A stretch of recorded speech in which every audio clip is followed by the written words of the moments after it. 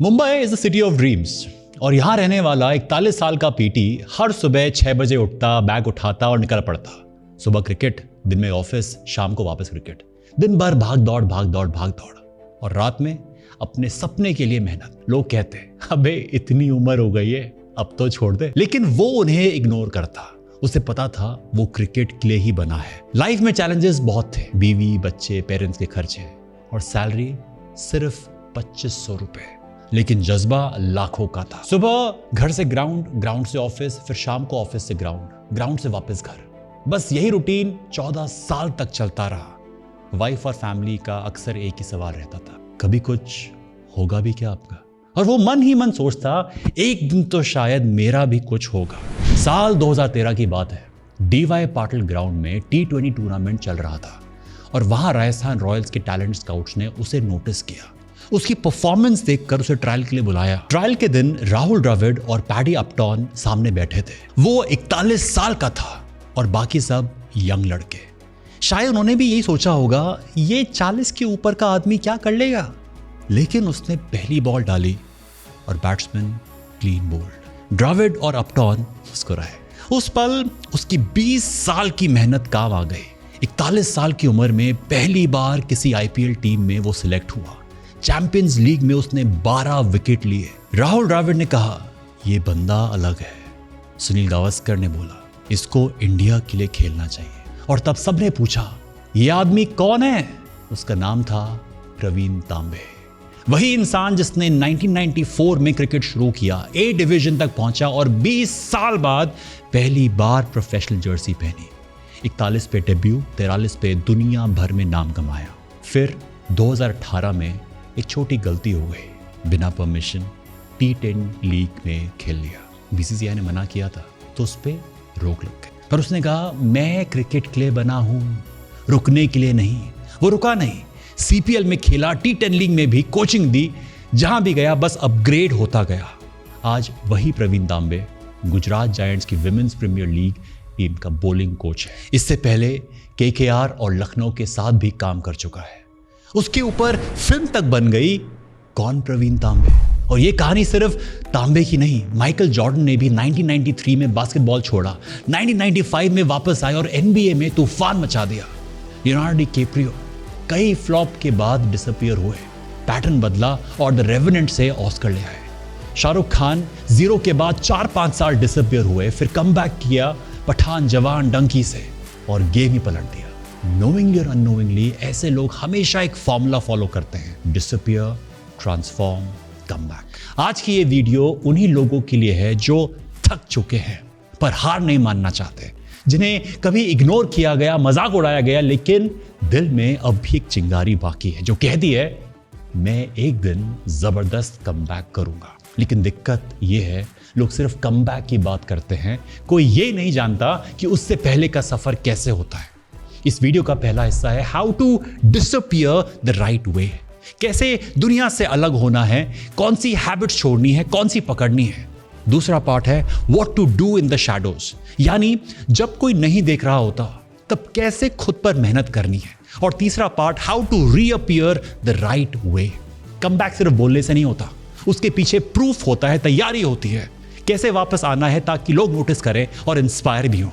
अगर आपको कभी लगा हो कि सब रुक गया है तो ये वीडियो आपको याद दिलाएगी, रुकना हार नहीं होती, क्योंकि शेर भी 2 कदम पीछे हटता है जब उसे शिकार पर झपटना होता है। चलते हैं वीडियो के मेन सेगमेंट की तरफ, लेकिन उससे पहले यह जानना जरूरी है कि why is it necessary to disappear.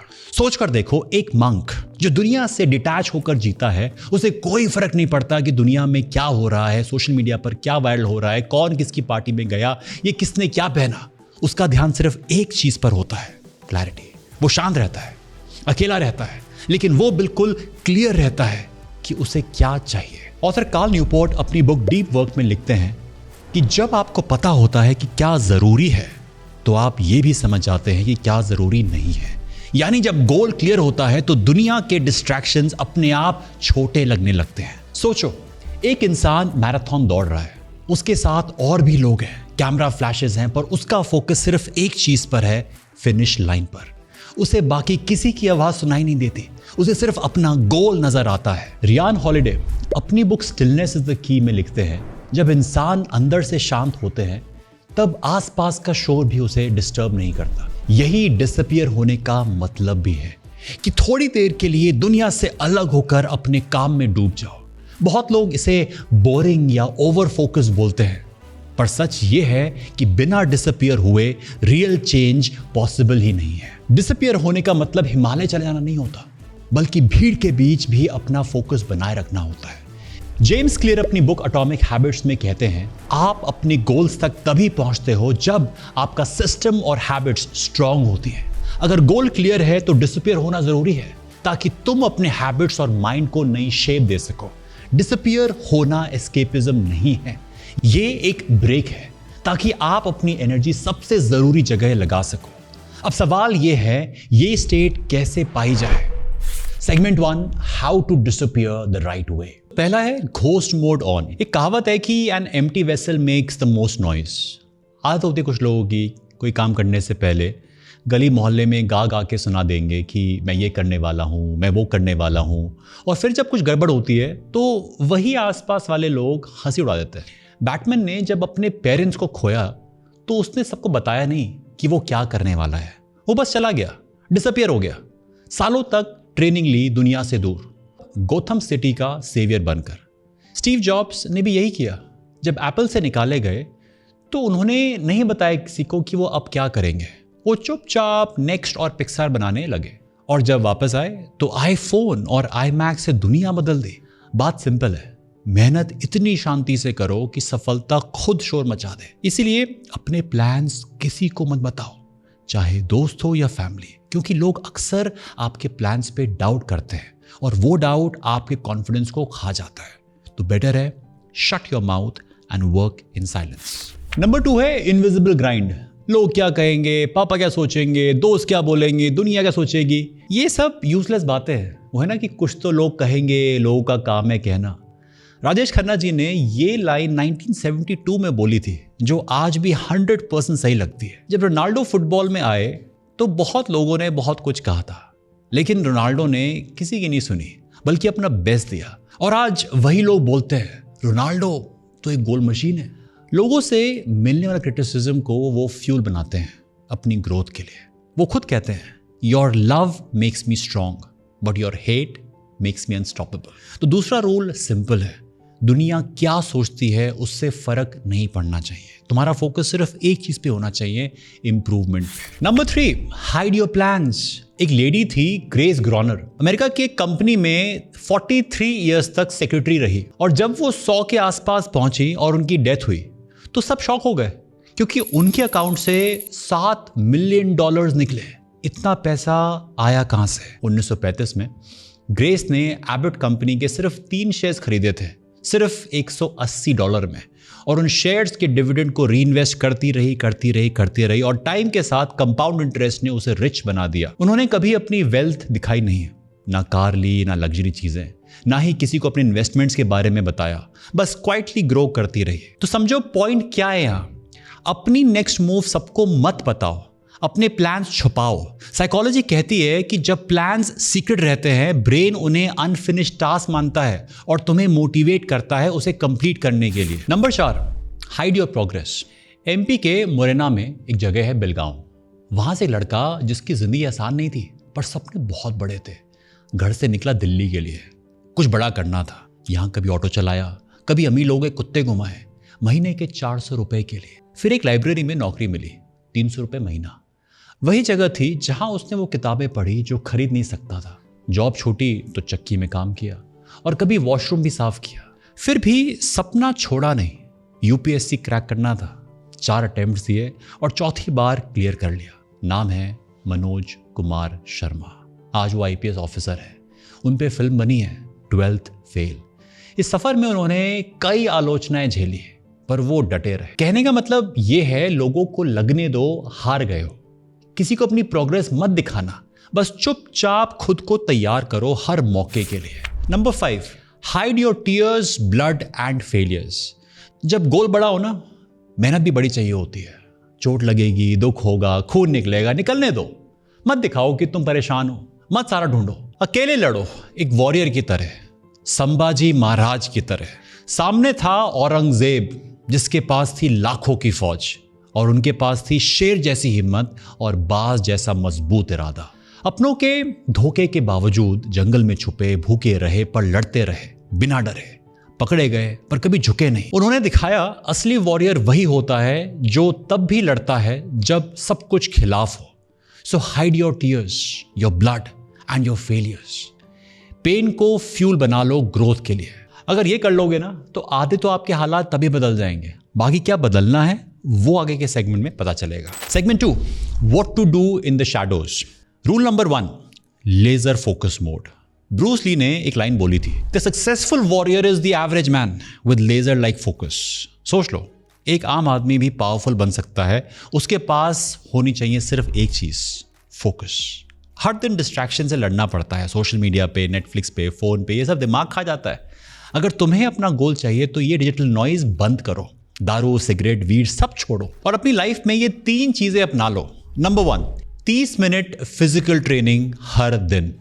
Number 2, 15 minute meditation clarity के लिए। और नंबर 3, एक रूल कि कोई वीक हैबिट नहीं।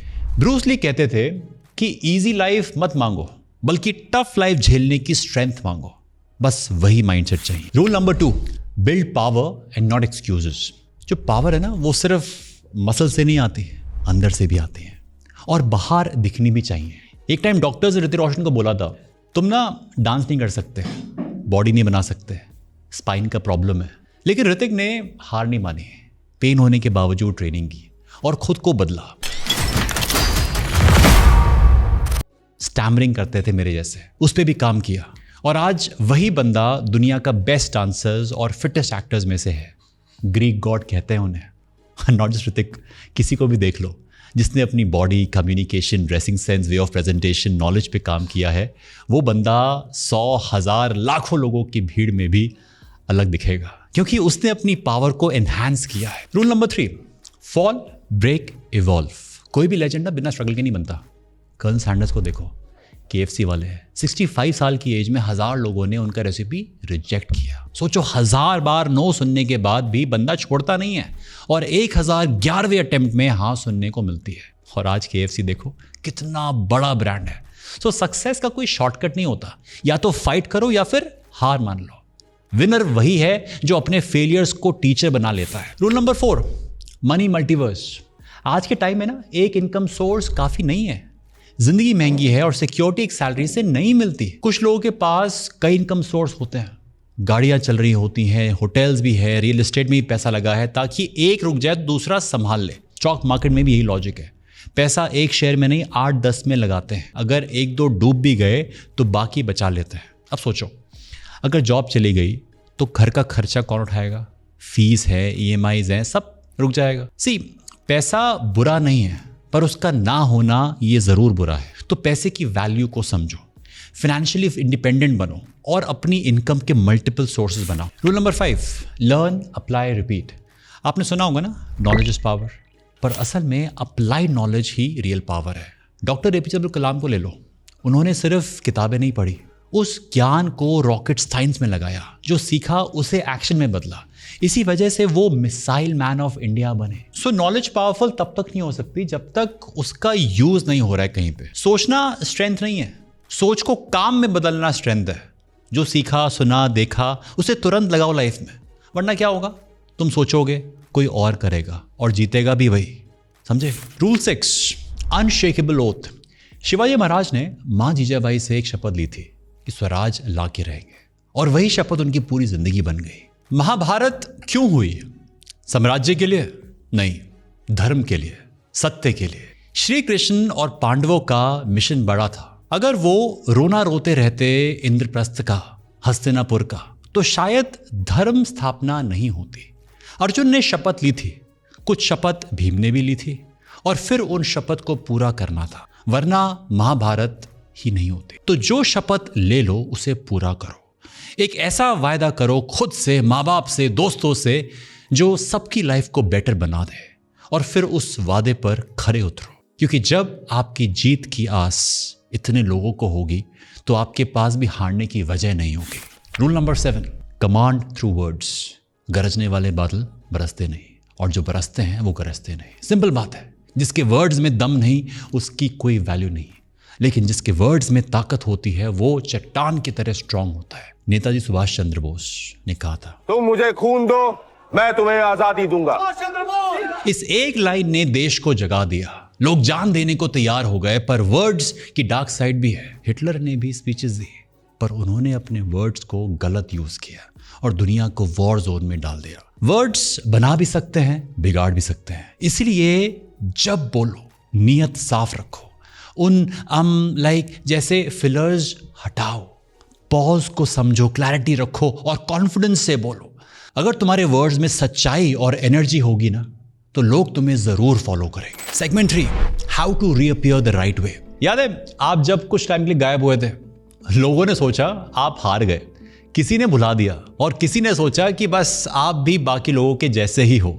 लेकिन अगर आपने सच में अपने आप पे काम किया है तो वापस आने की जरूरत ही नहीं है, क्योंकि अब आप बदल चुके हो। अब आपको किसी को प्रूफ करने का शौक ही नहीं रहता।